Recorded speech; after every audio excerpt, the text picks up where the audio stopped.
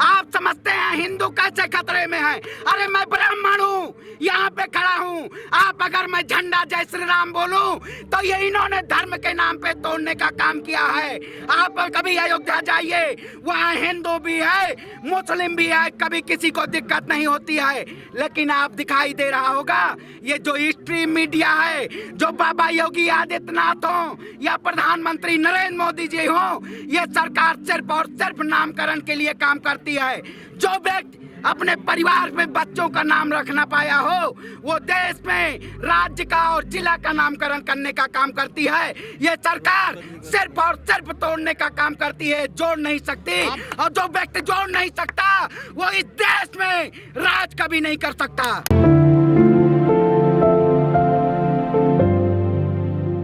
देखिए आज 14 फरवरी है, कुछ युवा हमारे जो होंगे कुछ प्यार में, लेकिन जो यहाँ पे आज लोग बैठे हुए हैं किसानों के सम्मान में और किसान के समर्थन में खड़े हुए हैं। आप जो कहते हैं 2019 में इसी की सरकार ने अपने आर भारत के चैनल जो सबसे बड़ा देशद्रोही है, आखिर उसको इस सरकार ने बैन करने का काम नहीं किया।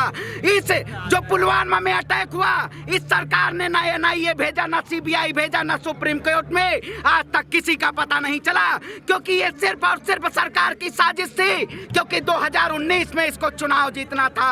ये चुनावजीवी लोग, ये श्रमजीवी व्यक्ति को नहीं पहचानते हैं। आज किसान रोड पे 80 दिनों से बैठा हुआ है अपने श्रम के लिए, अपने क्रम के लिए, अपनी हक के लिए लड़ने के लिए। लेकिन इन जैसे चाटुकारिता जी भी और अंधभक्त जी भी जो लोग बैठे हैं, जिनको कोई जरूरत नहीं होता है, उनको Z+ सुरक्षा मिल जाती है, जैसे कंगना रनावत। आप किन लोगों की बात करते हैं जो कहते हैं कि भारतीय जनता पार्टी सबसे बड़ी राष्ट्रवाद पार्टी है, लेकिन ये सबसे बड़ी देश की गद्दार पार्टी है, जिसने ना देश के किसानों को, ना नौजवानों को, ना युवाओं को किसी के बात ना बजट में करने का वो किया है।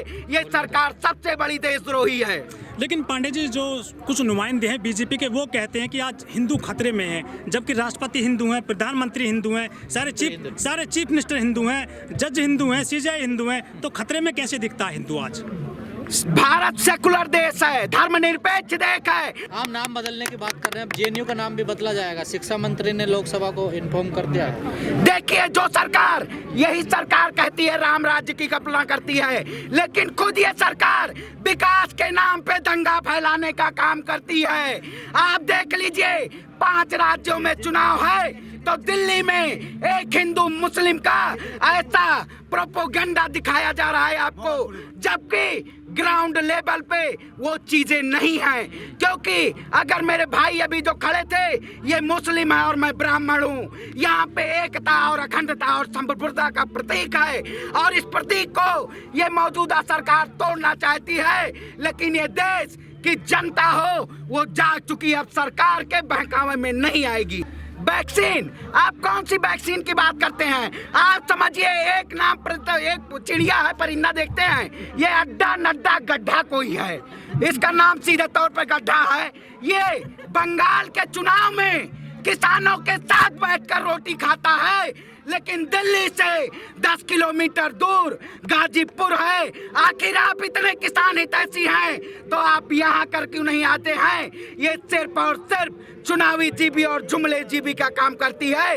ये सरकार देश हित में कोई काम नहीं करती है। एक बात बताइए, दुनिया में 3 काम बहुत मुश्किल है। एक हथनी के बच्चे को गोद में खिलाना, दूसरा चींटी को लिपस्टिक लगाना, लगा पाएंगे आप चींटी को लिपस्टिक? और तीसरा अंधभक्त को समझाना। तो जब इनका माइंड ब्रेन वॉश हो गया है, इनको समझ रहा है कि मेरे साहब, मतलब समझिए कबीरा खड़ा बाजार में लिए कटोरा हाथ, जब मांगे कुछ ना मिला तो बन गया आत्मनिर्भर की सरकार। अरे आप कौन से आत्मनिर्भर की बात करते हैं? ये सिर्फ और सिर्फ जो भक्त है ना बाहर से, अभी स्ट्रीम मीडिया 3 घंटे पूरा दिखाया गया कि गाजीपुर खाली करना है, लेकिन जो बैरिकेटिंग है उससे आगे आने की हिम्मत नहीं हुई। क्योंकि यहाँ किसान का बेटा, ये हाथ नहीं हथौड़ा है, ये सनी देवल नहीं है, ये कुदार चला के और खेत में हल चला के अन्न उपजा के यहाँ किसान का बेटा और किसान खड़ा हुआ है। जो किसान से टकराएगा वो चूर चूर हो जाएगा, ये सत्ता भी चूर चूर हो जाएगी।